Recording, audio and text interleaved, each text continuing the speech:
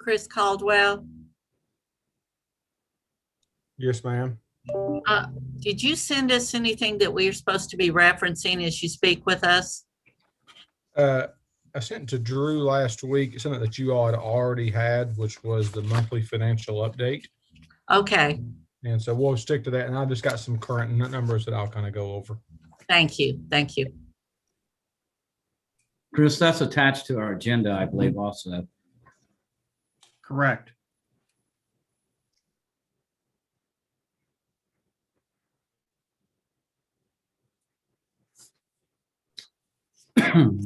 We're ready when you are, Chairman. Waiting for the clock to strike 3.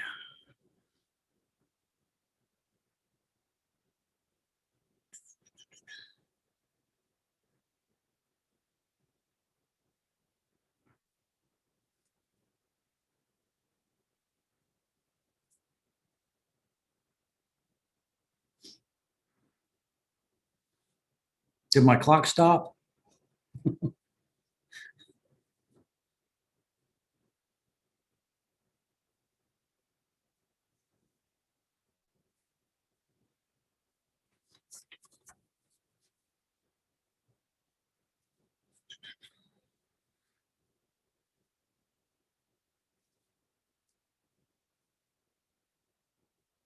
Okay.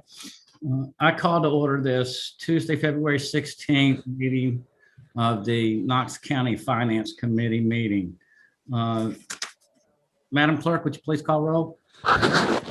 Commissioner Lundy, Here. Commissioner Durrett, Here. Commissioner Smith, Here. Commissioner Ward, Here.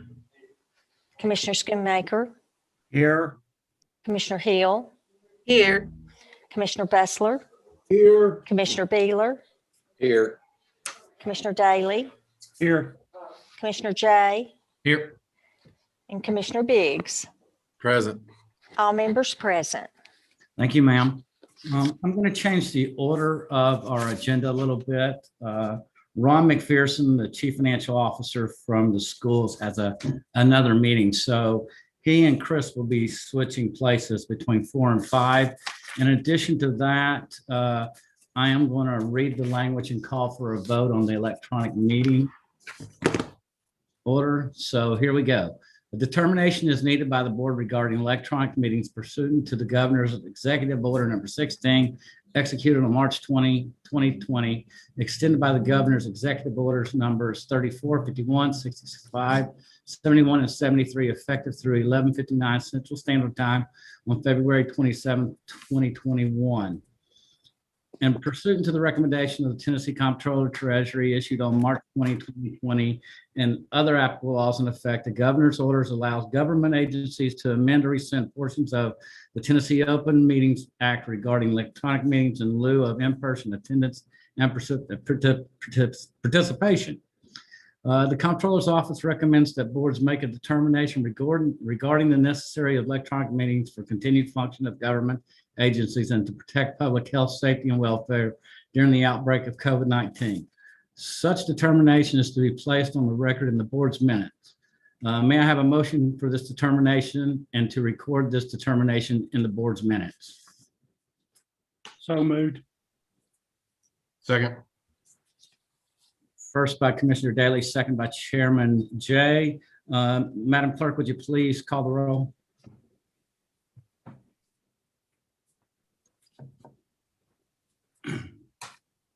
Commissioner Lundy, Aye.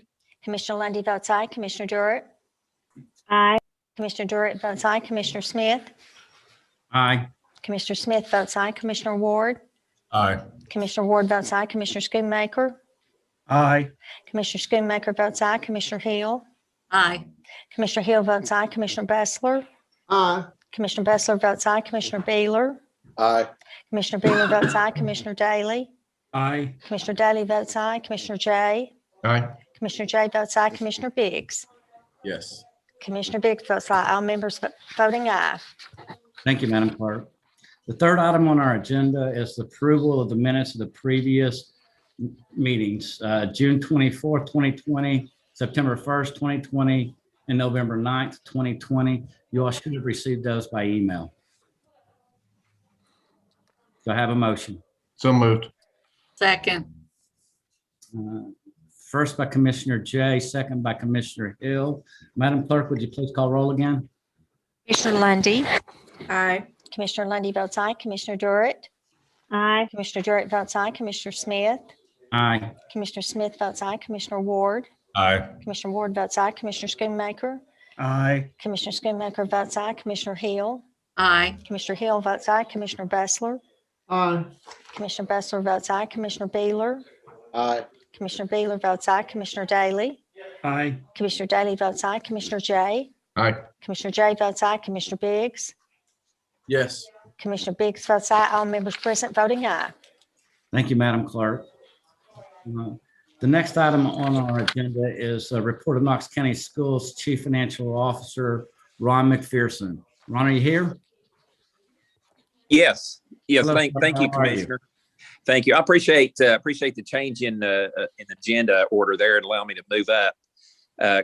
Caldwell's always such a tough act to follow. I always hate to go behind him. And so this is giving me an opportunity to go first. But all jokes aside, seriously, I do appreciate it. Kind of got double booked here.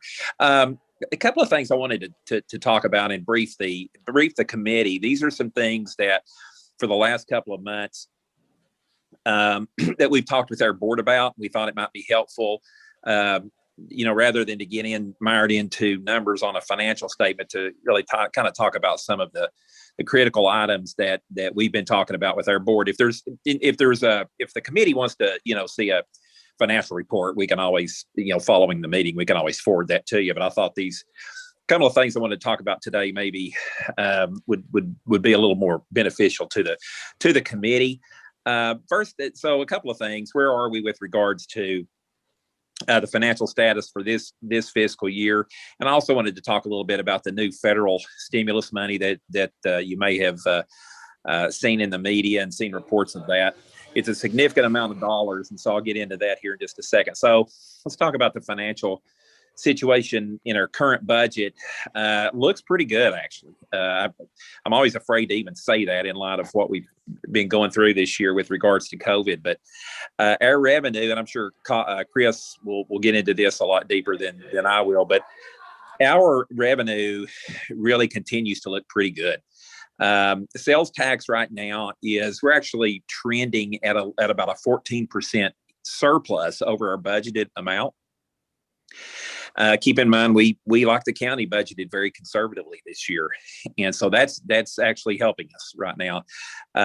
Another thing coupled with that is if you look back to actual collections this time last year pre-COVID, we're running at about a 7% higher level than we were in actual collections this time last year, which is kind of a head scratcher when all of this COVID thing first started coming down about a year ago, and when we we're looking at economists and what they were telling us. And so, revenue's held up, and you're very thankful for that. But if this continues throughout the remainder of the fiscal year, again, that's a big if, but we're trending at about a $23 million surplus in revenue. Again, I don't want to jinx us, but that's so far over the last 4 months, we have averaged a forecast of about $22 to $23 million by the end of the year. So far that's holding up. December collections. Oh, did you have something, Randy or Commissioner Smith? Sorry. Thank you, Ron. You're fine. Just for point of reference, last year, the school's budget, I believe, and I could be wrong, but it was pretty much flat over the previous year. Right. Is that correct? Yeah, it was. Okay. Yeah, and it was right. And so do you know at before the budget came out, you all made adjustments. Right. What were the amount of those adjustments in percentage? Goodness. Well, it kind of depends on what number you're working back from. So ultimately, I'd have to pull this information. It was probably about $40 million less than originally what we were. I'm not saying we were going to ask for that. I'm just saying that was the first round of some of the requests and the needs that were coming for us from the various departments. When COVID hit, we kind of just wiped all of that clean. And for lack of a better word, I would characterize it on more or less as like a continuation budget. By pure definition, it wasn't, but it was close to it. It was pretty static. And I was going to get into some of those too here a little bit later on, just very briefly on some of the issues before us for the next budget year. But yeah, it was relatively flat. Also, we made a purposeful decision to bring the expenditure budget at $4 million less than our revenue budget. So we didn't even submit a balance. It was not a balanced budget. It was actually budgeted to savings, so to speak, because we had concerns that we would encounter some unforeseen expenditures related to COVID, and we have, and I'll get into that here in a second. But yes, it was relatively flat. I will say this, that December collections are going to be really important for us with regards to sales tax, because for obvious reasons, the holiday shopping and so forth. November continued to be strong, so we're hopeful that December will too. We should know that within a couple of weeks. We're about 2 months in arrears when those dollars get posted with regards to sales tax. So you had mentioned Commissioner expenditures, and that is kind of a good segue into this. We're doing fine with just our standard, I would say, standard operating expenditures. We typically, have, savings here and there, and we're still showing that. The dilemma that we're running into are COVID-related expenditures, and so we're anticipating that could run as high as $10 to $11 million this year. That would be unbudgeted expenditures related to COVID. And what that primarily consists of is about $8 million related to our virtual learning program. We had, and those are actual positions. So we had 19,000 students that opted for the virtual program in the first semester. It's a little bit less this time. It's about 14,000.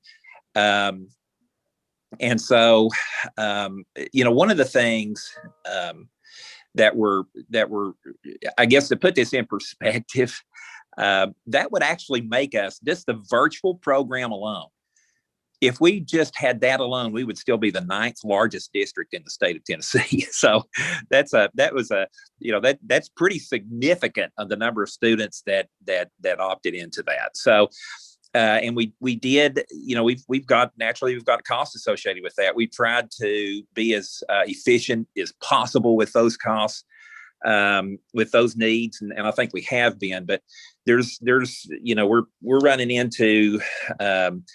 We think probably right at it about $8 million just in personnel, just to get that. And that's a combination. That's not all new people, but it's a combination of new positions and also teachers that are maybe teaching on their planning time that were paying extra. Because, if you think about this, it wasn't just like standard increments of certain numbers of kids leaving school. Like, so for instance, if you had school A and 20 first graders, let's say, from that school opted for the virtual program. Well, on the surface, what would happen is we would just take a teacher from that particular school, and then that teacher would teach the virtual, and there would be no additional cost. But we know that didn't work. It doesn't work that way. So with 88 schools, you may have 3 first graders from this school, 8 from another, 2 from another, and all of those dynamics going on. So, you can't just lift a position out of a school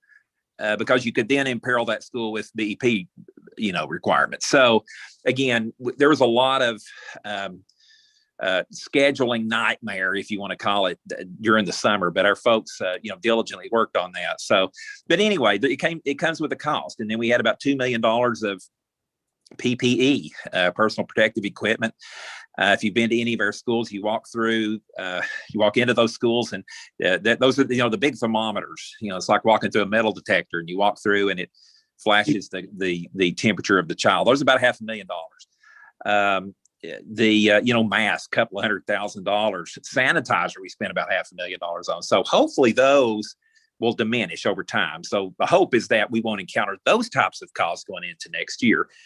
But with the virtual learning, that's a different matter on how. So we got to, we're taking a look on that. How might that look? Fortunately, we budgeted conservatively, as we talked about earlier. So the fact that we budgeted $4 million less of it in expenditures in anticipation of things like this, that'll help close that gap. Same thing with the surplus. So we still should have surplus left over unless something catastrophic happens. But we've been able to yeah. I have Commissioner Daly with his hand up. I want to go ahead. Okay. in case you Sure. Go ahead, Commissioner Daly. Thank you, Mr. Chair. Ron, Yes, sir. out of this 8 to 10 million, is any of this COVID related, or is this all just the county tax dollars that we'll be spending on this extra?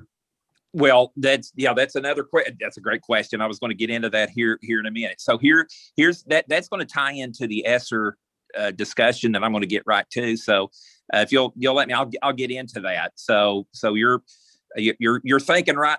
You're thinking in the right way. So I'll get into that. Hey, Ron, can I ask you yes, one sir. question before you Yes, do sir. that relates to virtual? Yes. And maybe you are going to get into this also, so just let me know. But Okay. I know here at the county, we're starting to prepare our budget. Yes. School system, how do you prepare your budget not knowing if virtual learning is going to continue into next year with COVID? And if it doesn't, is the school system planning on doing some type of virtual to remain in place for those that choose it? We're going to, I think the virtual's here to stay. I think what we're planning, the good thing about this, with COVID, hopefully getting more under control with the vaccines and so forth, I think we can be a little more in charge of that. We have a little more flexibility because we can, we could say, well, I'm just throwing this number out. We're having this discussion. We could say, hey, we're not saying, hey, everybody that wants to go virtual can. What we may say is that, hey, we're going to open it up for the first 10,000 folks, and we're going to shut it down after that. I'm not saying that's where we're landing, but we just to have a little more control over that than we did before. So I don't think we're going to go into the budget blindly on virtual. We'll have a pretty good indication as we work through the budget what we're looking at.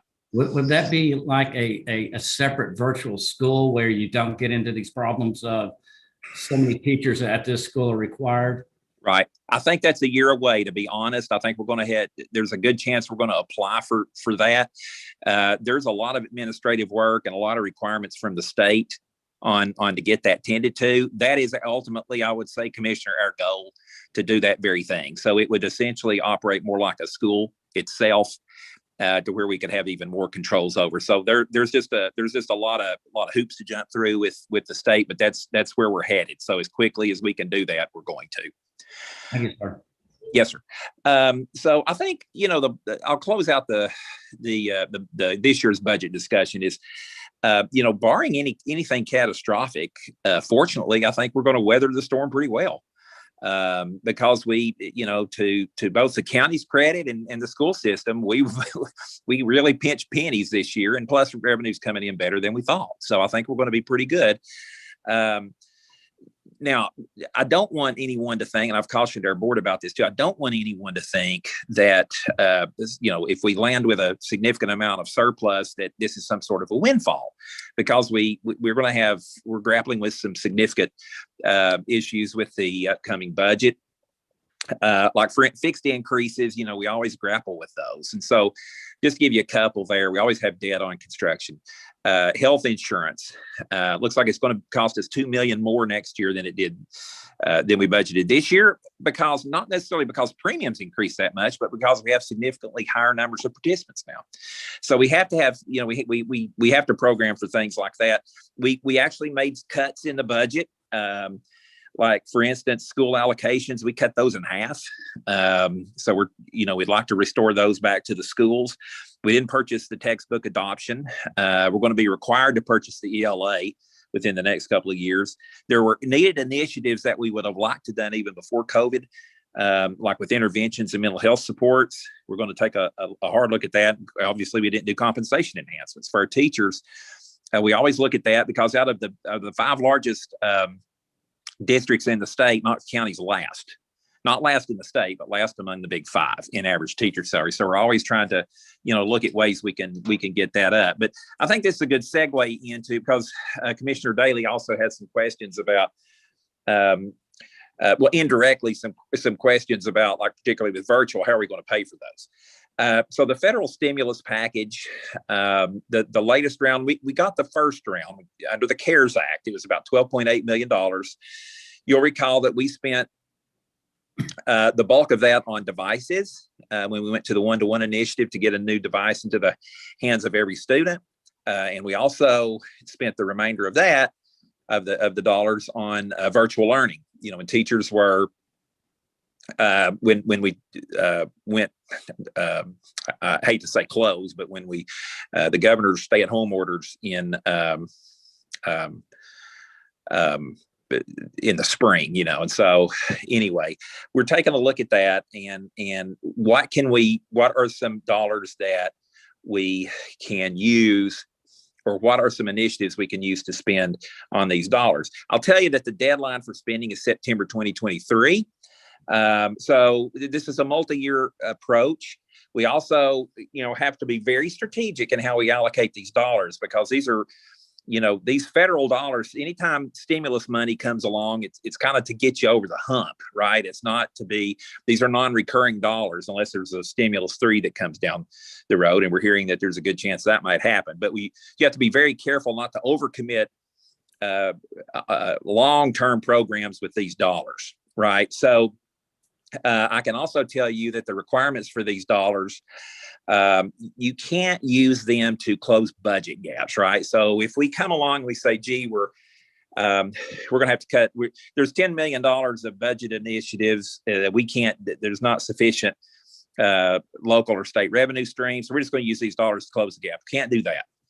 It has to be for COVID-related initiatives, and so the virtual learning piece fits really nicely with that. Purchase of devices fits nicely with that. So we use the first round of COVID dollars, or CARES dollars, for the phase 1 of the one-to-one initiative. Obviously, we're going to have to repair, or we're going to have to replace the older devices that we have in the district, so we can get a new device in every kid's hands. So that's over the next couple of years. That would obviously qualify. There's some other things like learning acceleration. These would be interventions to help close learning gaps. That would qualify. Same thing with mental health supports, personal protective equipment. And so you can't use these dollars to close budget gaps, but this is where it will help our budget over the next couple of years. Some of these items that I've mentioned would otherwise be required to program into the general purpose, but since we have these dollars available, that will indirectly help our general purpose. And so that gives us a lot of flexibility. But I can't stress enough that we have to be very strategic in how we do this, because this is going to walk hand in hand with our budget process along the way. So there's going to have to be some long-term, we're going to have eyes on not just next year, but the year after. So the staff, we're literally having these discussions daily. This, I think, will come into more better focus over the next couple of months on what our plans are to use this. Keep in mind, these are dollars that the state has to approve every penny, and then they're subject to audits, just like all the other dollars that we receive. So, and another thing too, these are a lot of dollars, and so I would encourage any of our, committee members, always feel free to reach out to us if you want to know kind of how we're progressing, what our thoughts are. Please always feel free to do that. I don't want anybody to think that you have to wait till we have a meeting in order for you to do that. So you can always reach out to me direct. You know where to find me. So that's a lot of, I talked a lot. Tried to hurry through some of this, but I just thought that was probably some information that the committee would be more interested in, because our board seems to be that way. So anyway, I'd be happy to take any more questions if you have any. Commissioner Daly? Thank you, Mr. Chairman. Ron? Yes, sir. We've talked about this in the Education Committee. We talk about the big 5 and the salaries. Now we've requested a cost of living plus the salary schedule. Yes, sir. What it we really look like. Yes. We may be number 5 in salary, but we may be number 2 in cost of living, that's correct. Can you get that for us? Yeah, we're taking a look at that. Anytime you get a cost of living, there's a couple of different numbers you go by. Obviously, like Nashville, we're going to be, less than Nashville, so we can adjust for that. So we're still taking a look at some data and we can provide that. We can actually send that data out when we get that squared away. There's a couple of other things we're looking at as well in comparison to those districts, and really we anecdotally we knew some of these things and we looked at some of these things before, but Commissioner Jay, when to kind of give him some credit here, that when he back several months ago when we did a presentation, we looked at a lot of things in comparison to the Big Five, and so we're taking a look at that too when we craft this budget. Are we spending? Are we a little higher than what we should be in some areas? Are we getting the return that we should be? Should we be reallocating some of those dollars? So, yeah, I think that's a good point that you mentioned, that cost of living, would definitely have to factor into some of that, particularly with places like Nashville. So, yeah, we're still trying to figure out the best way to objectively quantify all of that. Okay, I don't see any more questions. Ron, as I look around the country and the states and the school districts that are struggling to both stay open or get open and their online programs, I'm really proud of our teachers, our administration, and our superintendent. You guys are doing an amazing job in an incredibly tough environment. So thank you. I appreciate you saying that, Commissioner. I'll be sure to pass that on to our superintendent. I know he gives our teachers all the credit for that, and as administrators too. They've just done great work in being able to pull this off. I don't know any other district their size it's been able to do this, but yeah, we've got some just incredible teachers. We really do. Okay. Thank you, sir. Thank you, sir, for mentioning that. I'll pass that on. Mr. Caldwell, you're up next. I'm going to bow out, Commissioner. Sorry if that's okay. Thank you. Okay. See you, Ron. Take care.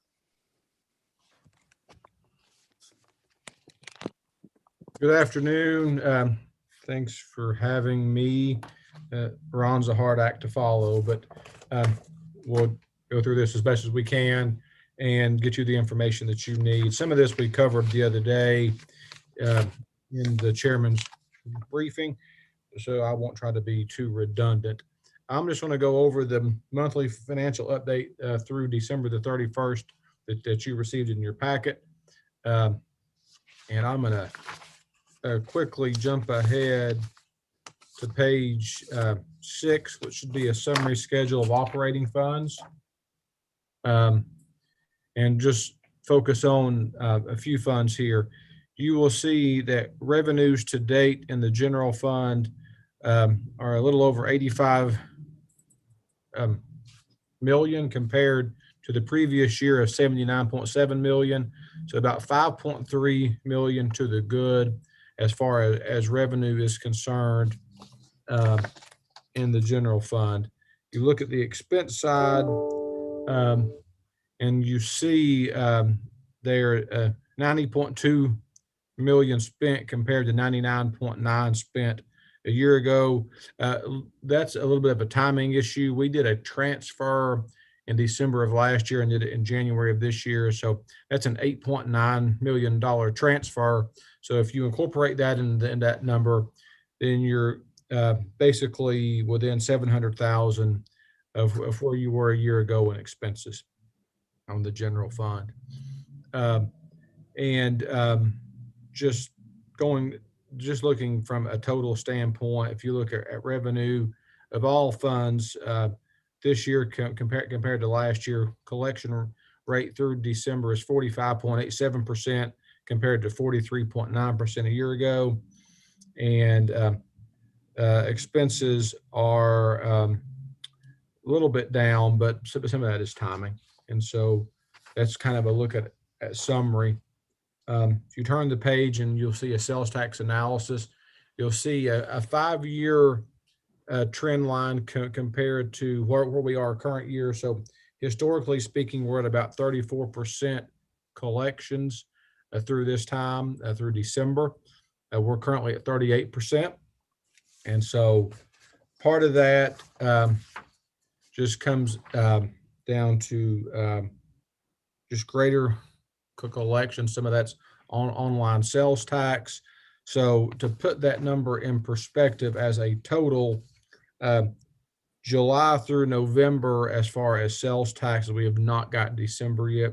July through November, we have collected in county funds 78.6 million compared to 72.7 million a year ago. So that's about 5.9 million ahead of where we were the previous year. That's about an 8.1% increase. And so 8.1% increase in sales tax, of which of that 5.9 million, 4.86 million of that goes to schools. And so the remaining amount is broken up between the general fund and engineering and public works. So sales tax continues to be good. The number for November, we were up about 7.7%. Waiting to see what December's is. We hope to get it probably, we may get it Friday, but I bet it'll be next week. But that is not a bad spot to be. You can turn the page and you'll just see fund by fund. And so this can be informative as well, but general fund sales tax analysis, you'll see the middle box. I like to focus on the composite trend, which takes our 4 trends and averages them together. So we got a weighted average trend, a prior year trend, a 20-year average trend, and a conservative trend. And you'll see that we are projecting about a $1.9 million budget surplus in the general fund as it relates to sales tax. And so that is where general fund in as far as sales tax. And if you turn the page, general schools fund, general purpose school fund. So this is kind of what Ron was talking about. You look at their composite trend at the end of December, and it's about $21 million ahead of budget. And so, we keep on talking about how we have saw great sales tax numbers. And of course, this is where the majority of those funds go, and that shows there. If you turn the page again, you'll be at engineering and public works, looking at sales tax, and you'll see that engineering and public works is about 1.6 million ahead of budget. And so continuing to trend in the right direction there as well on sales tax. Looking at property tax, you'll see on the next page a similar slide of a 5-year average trend versus where we are current year. You'll see we're about 6% ahead on property tax through December to where we were. Share some updated information with you on that that we didn't put in this report because we don't have all the months, but we did get all of January sales tax collections. And it's actually the first month that we saw a decrease. Chris, I think you meant to say property tax. I meant property tax. I'm sorry. Thank you.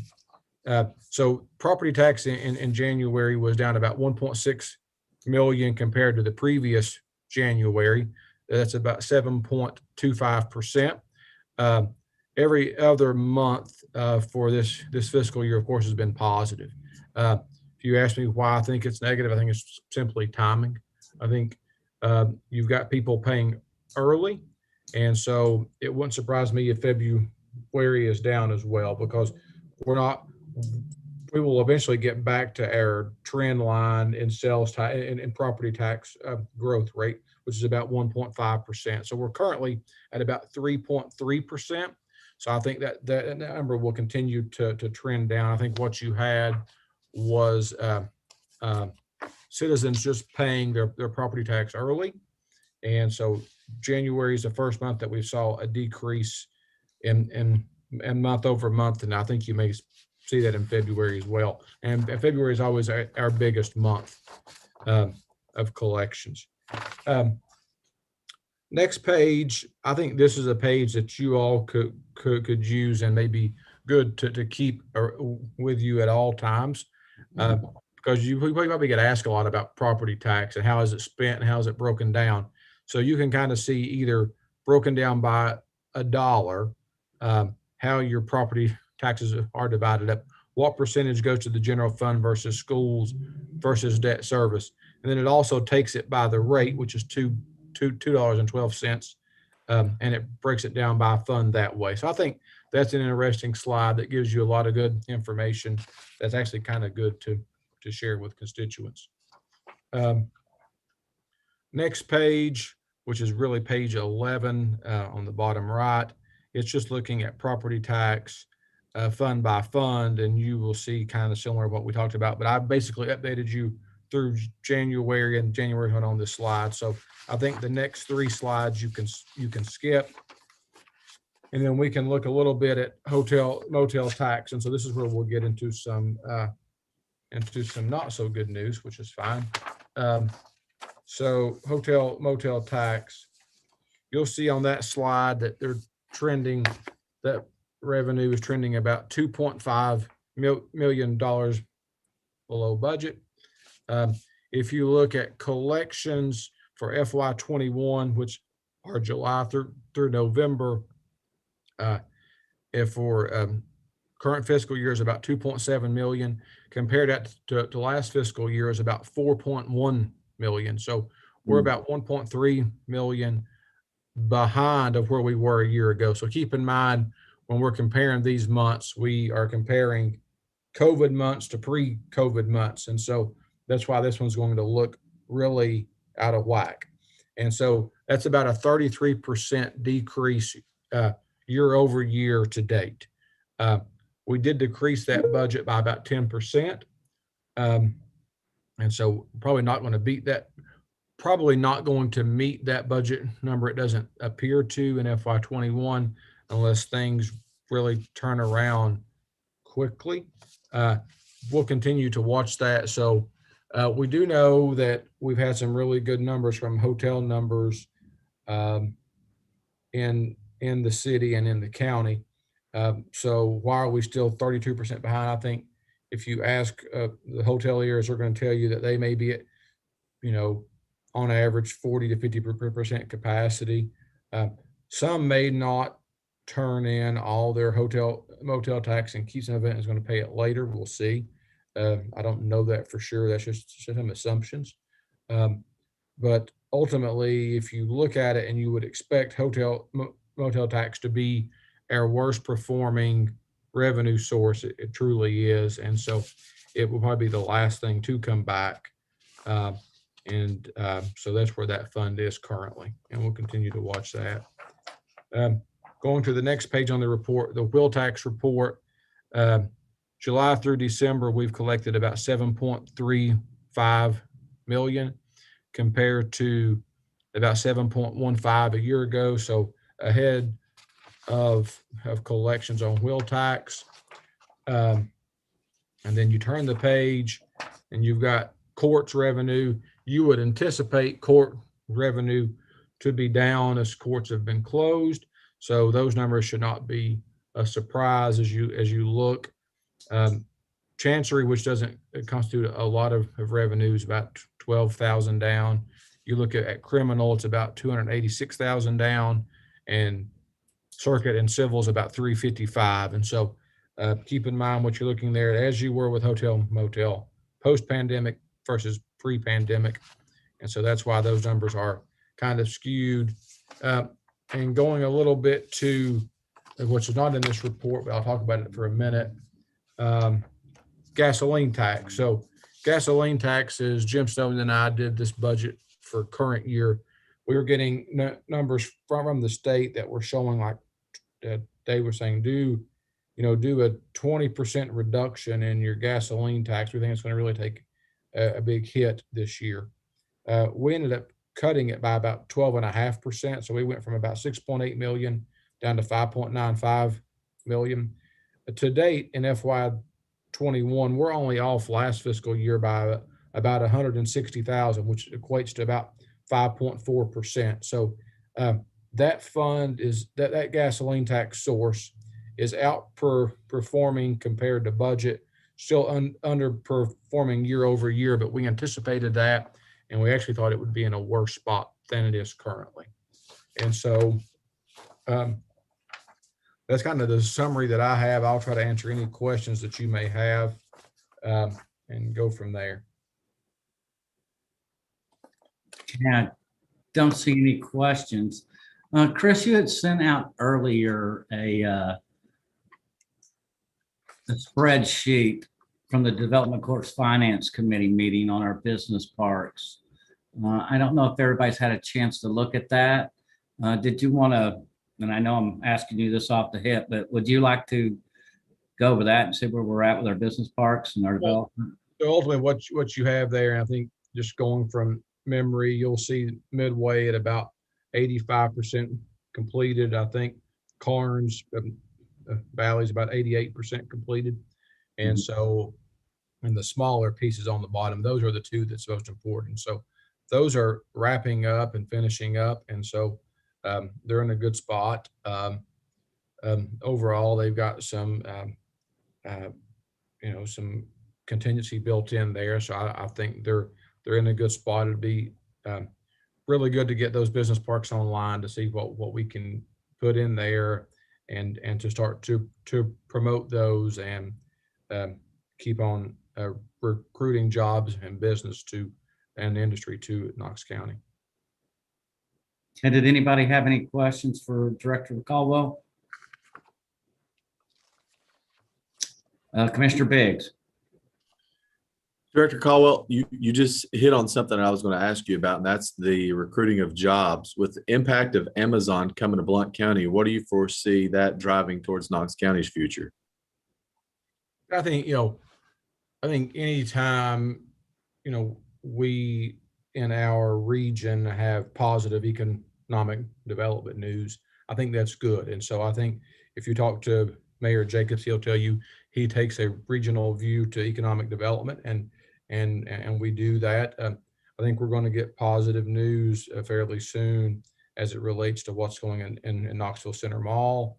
I think when we get Midway online and Carnes Valley online, you've got two business parks in two separate parts of the county that will probably be really easy to recruit to, and we just got to be able to work with TDC and the chamber to help recruit those types of jobs that we want here. I think it's all positive. From a regional approach, I don't think we should ever get upset when a surrounding county gets something. I think it's positive for everybody. With Blount County, we partner in our business park at the end of Pellissippi Parkway. And so whenever they do good, it benefits us. It just, as you've heard, people like 40% of the workforce from Oak Ridge National Lab, I think, live in Knox County.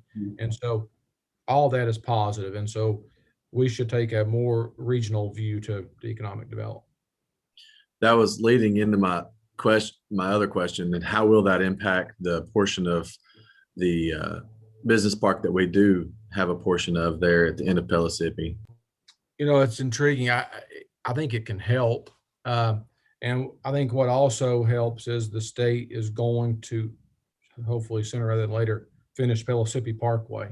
And so when Pellissippi Parkway is finished, it's not then just stopping, right? It's going by. And I think that helps that business park that we partner in out there.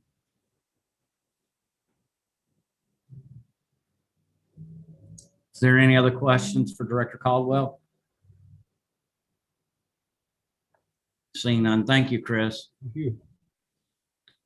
Next up is the report by Knox County Trustee Ed Schaus. Ed, you here? I think so, yeah. There you are. Hope so. Ready to go? Yes, sir. All right, thank you for inviting me. I'll do my best to not repeat anything that Director Caldwell said. A lot of it was a few of the things that I was going to go over, that our cash position is very strong. We have over $230 million on deposit in local, primarily two local banks, which is the big news. I'll go over here in about 5 minutes. As many of you know, we are in the process of moving our primary bank from BB&T Truist to another local institution after a long bidding RFP process. And as Chris mentioned, January was the first month that we were in a slight decline in property tax revenues. We had all the months in the fiscal year, we had increases. Backing up a little before that, June, the last month of last year's fiscal year, we were up 1.4 million. Again, as he said, I calculated a little over 6, approaching 7 million increase in property taxes, which was just phenomenal. We never would have thought this last April or May when the pandemic really everybody went into sort of a lockdown situation. As all of you, I shouldn't say all of you, but many of you know, most of you I'm sure know, and particularly those of you who are on our county investment committee meeting and attend those meetings, and some of you who are not on it but still attend, like Commissioner Schoonmaker comes sometimes, interest rates continue to decline. That puts us in a very, the county has gotten some tremendous benefit from, even though interest rates have been low, when you have over $200 million on deposit, you can usually get a pretty good rate for that. And we've been enjoying a 1% rate. Actually, that was just a floor, but a minimum of 1% from our previous banking relationship at BB&T, now Truist.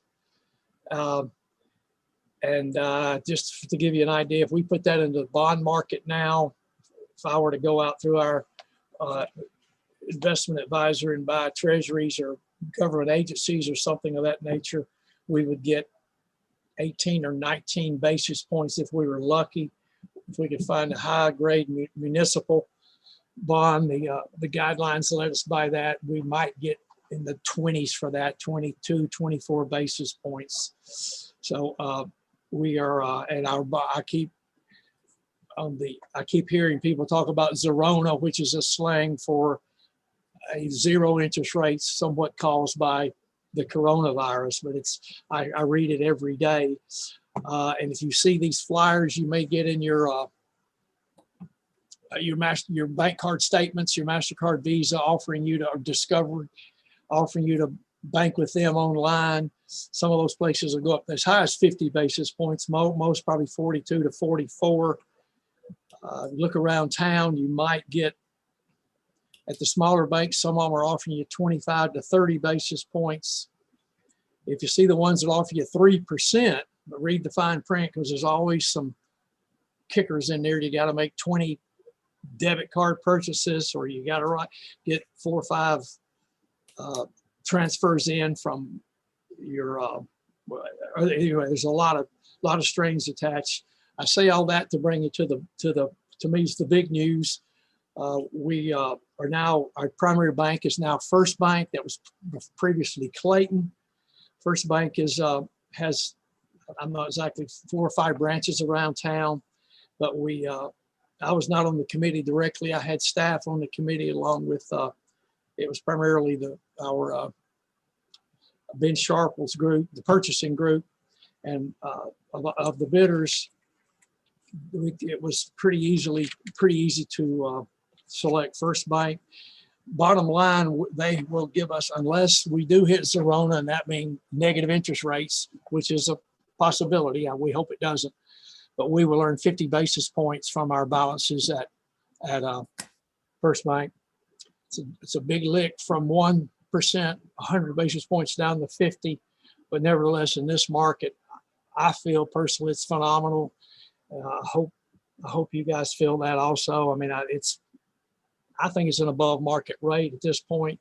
If interest rates go up, we will float with it and rise with that. So I was afraid we would go into the 10, 15, 20 if we were lucky, but we have a floor of 50 basis points to earn at First Bank. We made our ETF equipment, ACH equipment doesn't allow us to make a transfer over $100 million. So we did 2 at 99,999,000. We did that a week and a half ago. So in essence, we moved $200 million over there first week of February. we, in the process over the next 5 months, we'll be closing most everything out at BB&T Truist. So that's the big news Ed? yes, sir. Ed? Yeah. Sorry, sir. Randy? Sure. And part of that RFP process, I know interest rate is a function of it, but Right. how much of it was based upon the foundation and the solid financial ground on which the winning bidder was on?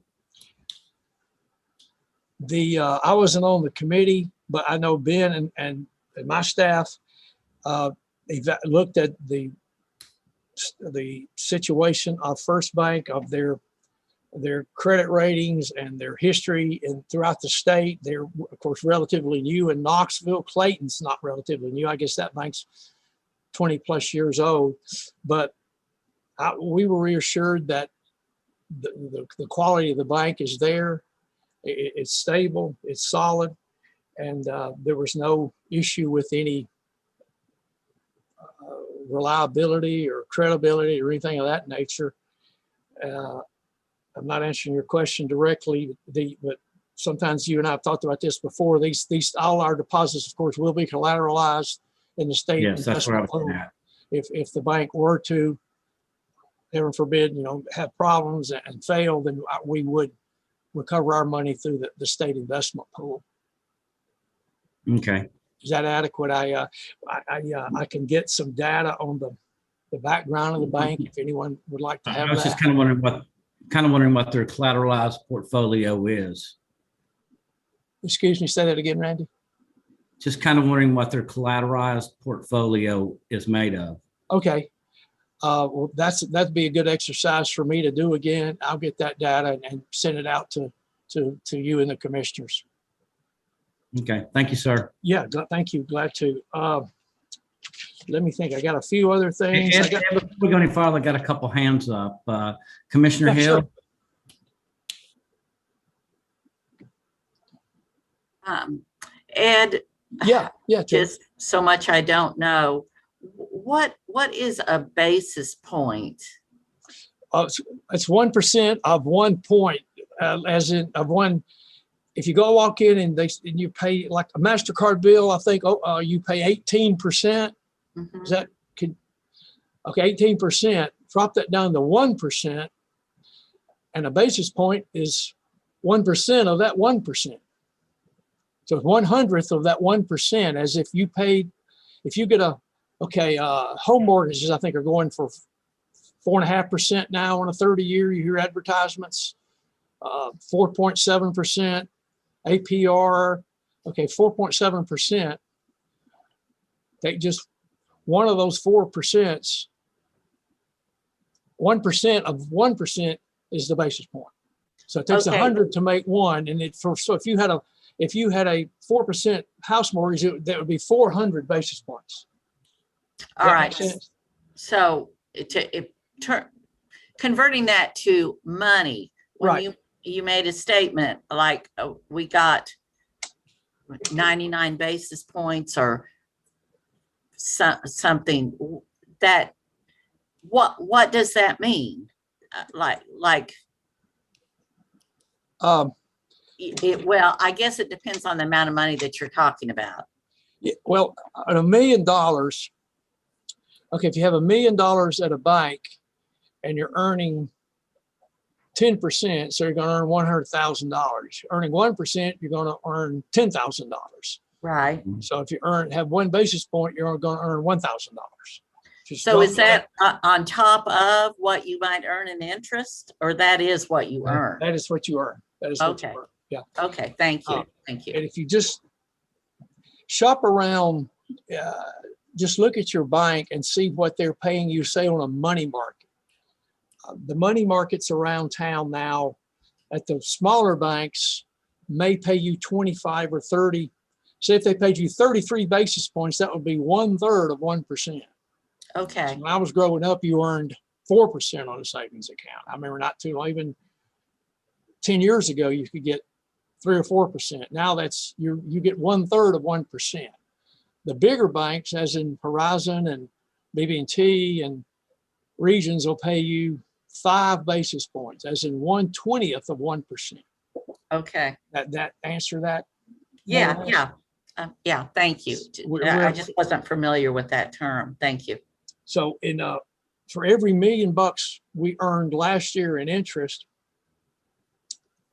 we got to step down on this one, but we're looking at earning $500,000.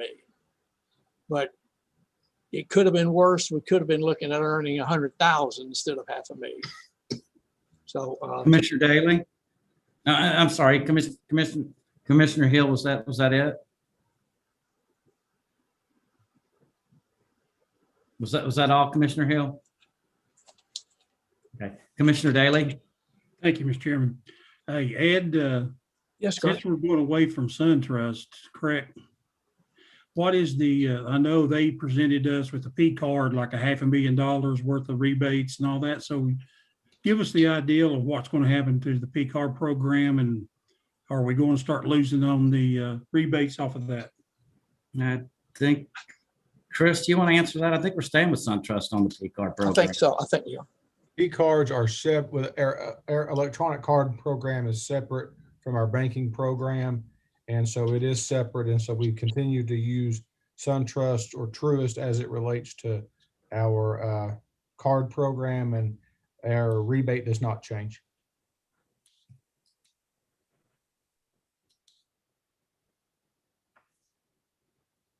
Okay. Any other questions before Ed? Ed, you're going to move forward, correctly? You have more? You're muted, sir. Got a couple more things. Utilities. Okay, can I ask you one question? Since Sure, please. we're on daily deposits and overnight rates. Right. And what was the term you used? I haven't heard that one yet, sir. Corona Zero. What was it? Zerona. It sounds like a Zerona. diet. Zerona. It means going below zero caused by Corona. We're blaming everything on Corona. Well, we're going to blame that on Corona too. Well, there's lots of countries around the world that are in negative rates. Absolutely. What do we do to hedge if we get to that? Because with the amount of money we have parking in a bank, it would be cheaper to keep cash and pay somebody to guard it. I don't have the answer to that hypothetical, I guess, but we will step down if interest rates were to go zero and below. We don't go to zero immediately. We'll step down to 35, 28, 20, that.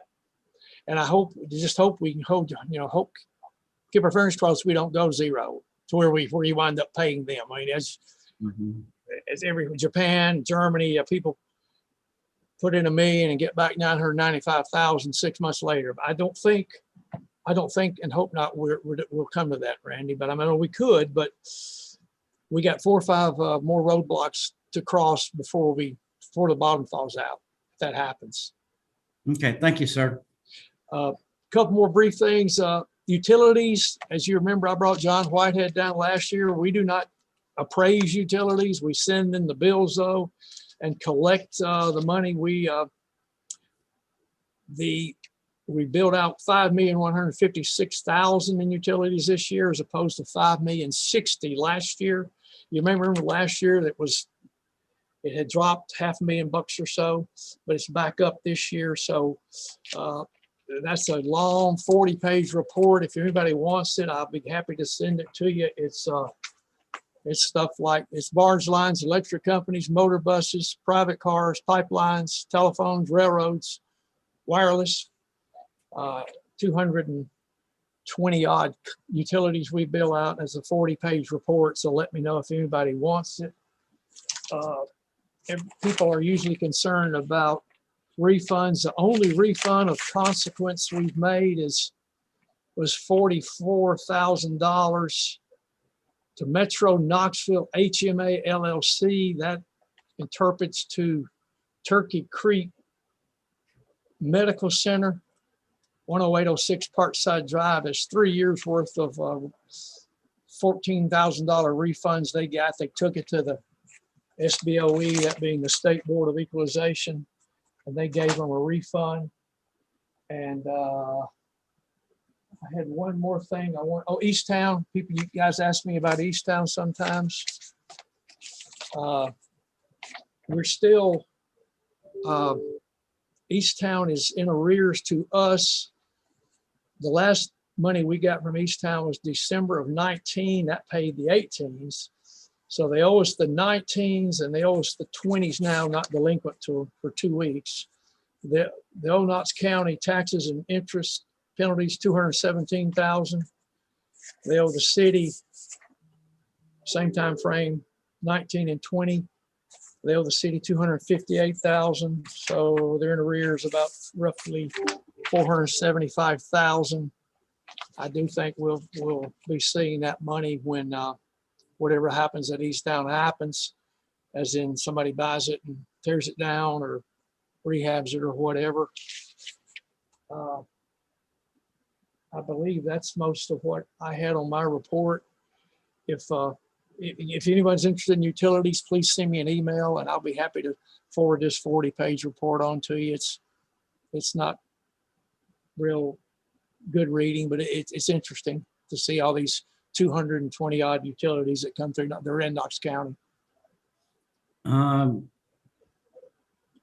Commissioner Biggs, you have a question, sir? Yes, sir. Thank you, Chairman. Actually, it was just, if Mr. Schaus, if you could just maybe tell the fellow newer commissioners why you explain the step down rate on those basis points, why it goes 35, 28 and things of that nature for them, why it don't just fall out like you were talking about. We ride off the, thank you, Commissioner Biggs, good question. We ride off of the federal discount rate. It's a rate set by the Federal Reserve in which they loan each other money and all these other terms you may hear, LIBOR and prime and things like that, pretty much ride off of it. And if it drops, again, I'm going to use this other, if it drops 20 basis points, then this 50 that we're earning across the street or up the road at First Bank will drop 20 basis points. So we float off of that. Consequently, to the good side, if it goes up, we'll ride up. The 50 is just a theoretical floor, and I say theoretical as long as we don't go below zero. So it's like these mortgages you hear about that are variable. They're going to go up, they're going to go down. Well, they're probably riding off of a federal funds rate or LIBOR, which is London Interbank Offered Rate. You hear that tossed around. So that's why it's not a fixed rate. It's a floater, because when you're talking about somebody paying interest of $200 million, that they float within limits and caps. Excuse me, Commissioner. The rate floats, but it has caps on how high it can go and limits on how low it can fall. That's right. Commissioner Schoonmaker? Thank you, Chairman Smith. Mr. Schaus, will your office be conducting a tax sale this spring? Not this spring, Commissioner. I had a meeting with Law Director Book, I think it was Friday, about streamlining that and put it into motion, because I know I'm anxious to do one. I know there's many commissioners, yourself and others, that are anxious for us to do one. We've got to figure out that dilemma of we mail out thousands of notices to people. We're putting because we hand deliver a lot of them, our staff and these court processors that we use now to deliver the documents to say we're putting you in a tax sale. But the post office will not get out of the vehicle and go up and knock on the door and get a signature. They stamp it COVID-19 and send it back. So the consequence of that is, and just a short answer, somebody could walk in here and say, or walk in 6 months after we sold his or her property, and say, you didn't notify me you're selling my property, and I'm going to sue you. And that would be a huge liability on the trustee's office if we sold somebody's property without proper notification. So like everything else, I'm blaming that on COVID-19 because that's all in the past forever. Post office go knock on the door because you paid $9 for it and get the taxpayer to sign it and say, yes, I've got the notice that you're selling my property. But we're caught in that no man's land of not having good service. But we're trying to find a way around it. FedEx, I thought, well, can we FedEx it and add the $35 to the tab? Well, FedEx does the same thing. They stamp it. So I'm not giving you, there will not be a tax sale this spring, but I hope there's one soon. Ed, how many tax sales have we had to postpone at this point? The last tax sale we had was October of 19, and we should have had one in the normal cycle. We would have had one in October of 20. So as we speak, only one. The one that we normally had in the last fall, because of the issues with process, that we did not have. Commissioner Biggs? That's true under Trustee Schaus's administration. It's only happened that one time. It's happened before under previous administrations. And just for reference, the city of Knoxville has not had a tax sale since 2015, Chairman. They rely upon us to do it. Yes, sir, they do. Right. We let them ride off of us. You know, they're our friends over there. And we're happy for them to piggyback on us. I wish we could on them, but I don't anticipate that. But we still are diligently collecting delinquent taxes. But it's sure nice to have that stick out there of telling a property owner, if you don't pay up, we're going to sell your property. Okay, Mr. Schaus, do you have any other information you wish to share? And are there any more questions of Mr. Schaus? That's about got my legal pad here cleaned off, Commissioner, and I'll welcome anyone's questions now or anytime if you want to call us or email us or whatever. Okay, I'm not seeing any questions. Thank you, sir. We appreciate you. Thank you. Thank you. Okay, next on our agenda, we have Vice Chairman Commissioner Schoonmaker with the Tennessee Revenue Collections Report. Thank you, Chairman Smith. On your electronic agenda, there were 4 Excel pages that were attached to it. I'm going to try to share the screen now and see if it will work. Let's see here. I don't think this is going to work.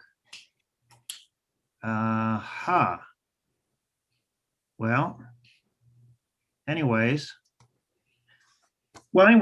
if you happen to be looking at the copy, the first page, which is labeled as Tennessee Revenue Page 1, this is a recap from the state of Tennessee since July of 20 through December of 20. So it's 6 months worth of tax collections.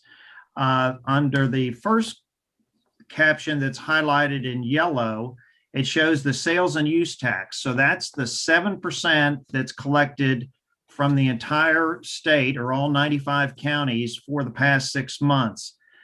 If you go over to the 2021 change percentage, the state has collected $254 million more in sales tax than they did the previous 6 months of the previous year. So their collections are up over 5% in that category. As you heard from Chris Caldwell, our gasoline taxes are down. Statewide, both the gasoline is down about 5% or about $24 million. And diesel fuel is down about 10%. So it is affecting everything. Another thing that's on the same chart here highlighted was the mixed drink tax. And of course, that's the taxes that are collected at the restaurants and bars. And statewide, obviously, because of the effects of COVID, that's down about $30 million, or about 38.5% from the previous year. The other good, yes, sir. On the mixed drink, what is the tax on that?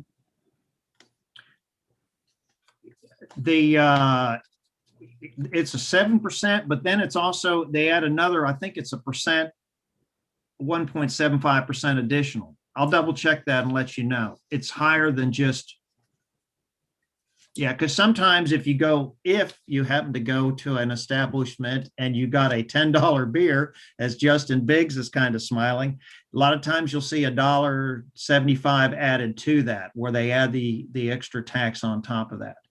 I was just kind of curious as to, I know the restaurants reporting the mixed drink liquor sale is down, but I wonder how much it's offset by the liquor store reports of alcohol. Yeah, they're way up. Area. Yeah. Yes. And then at the bottom of the page, this just shows what the counties and cities and towns in Tennessee have collected for the past 6 months. Their revenue is up about $135 million, or about 9% over the previous year. So that's good for everybody in Tennessee. The next Excel file that shows Tennessee revenue, page 2. This is a recap by basically industry of where it stands for. Let's see here. This is the same 6-month time period. Interestingly, the motor vehicle registration fees are up about 6%, or about $7.5 million. So what that's telling us now is more people are buying new or used cars from the previous years. So that's pretty substantial. And then Commissioner Bustler is always concerned about the electrical vehicles. That's also noted here, that the percentage of increase of electric vehicles, the fee that's charged when you buy an electric vehicle, that's up 39.5%. Or about 1,200 more vehicles were sold the last 6 months of this year compared to the last 6 months of the previous year. And that would be statewide. And then Mr. Schoonmaker, can I Yes, sir. ask a question before you go further? Sure. All right, thank you, Mr. Chairman. Sorry to jump in. I'm back on page 1 with a question, or the first document. All right. What is I'm on page 2 that's highlighted the collected revenues from July to December. Is it income that jumped up 730% and went from 1 year to 102 million the year after? It's about a third of the way down. Yes. Yeah. I need to before I answer that, I do need to clarify what that is, because let me think here. It's $90 million increase. That's incredible significance. Yes. I wonder if it's possible that it's the last of the hall income tax reflecting the huge market gains. Yeah, but this would be, most people won't be filing that until April of this year for this past year. So I do believe some of that was delayed. The hall income tax was delayed when the federal return was not due until July of 2020. I think a lot of people filed their hall income tax at the same time period. So that can exactly be that. But the hall income tax did sunset on January 1st of this year. So we won't be collecting any more after this tax season on hall income tax. But good. And I do now have, I believe I've now found a resource for somebody at the Department of Revenue can answer questions regarding these forms. So that's a big plus for us now. They'll actually answer the phone. Did that kind of answer your question, Chairman Jay? Not really, but I'll you'll find out for you. I'll find out that for you this week. Okay, thank you. Yeah. Okay. And then if you look at the form that's labeled Tennessee Revenue, page 3, this is interesting because this is the same period of state sales tax. Now, this is the 7%. So all of this money is going to Nashville, but it's kind of interesting to see what the top basically 5-6 counties are doing. Davidson County, almost $600 million just year to date. And that would be again, July through December accounting period. And then if you look down at the bottom right-hand column where it's highlighted in yellow, where it says out of state, and then this is where they're collecting off of all the online sales, but $1.1 billion just in 6 months, pretty incredible.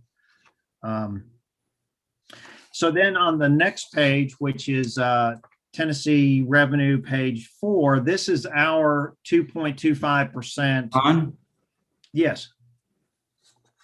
If I look at that and total was 5 billion, 5.1 Yeah. billion. So Yes. we're up to 0.25% of all sales taxes being collected off the internet now. Am I reading that wrong? Say that again. If 5.1 billion is the total for all the counties, correct? Yes. Yeah. At 7%. Right. And then you said this out of state is 1.1. We're fully collecting 25% of our sales tax from the internet now, internet sales. Yeah, and from outside sources, yes, outside the borders of Tennessee. But that's why it was so important on October 1st of this past year that we were now collecting sales tax from those entities that were doing more than $100,000 worth of business in the state of Tennessee. Previously, it was only $500,000. So now that with that lower threshold, that opens up a tremendous amount of more businesses that are now collecting and remitting our sales tax to us. Thank you, sir. Mm-hmm. And then the last page there, the page 4, that's our local sales tax by counties. And now when we talk about counties, we're talking about totally. So when you see Knox County, that's including everything sold in Knox County, the town of Farragut, and the city of Knoxville. So it would also follow through for Shelby County, Rutherford County, and Williamson County as well. But you can see how on Rutherford County and Williamson County, they're almost neck and neck. And it'll be interesting to see on the census if they in fact end up being one of those two end up being the 4th largest county in Tennessee instead of Hamilton County. What questions do you have on these documents? I just think it's kind of interesting to see how the whole state's doing, which is good. I'm glad that Tennessee is doing well. That means that they're going to have more dollars, obviously, to spend this legislative session.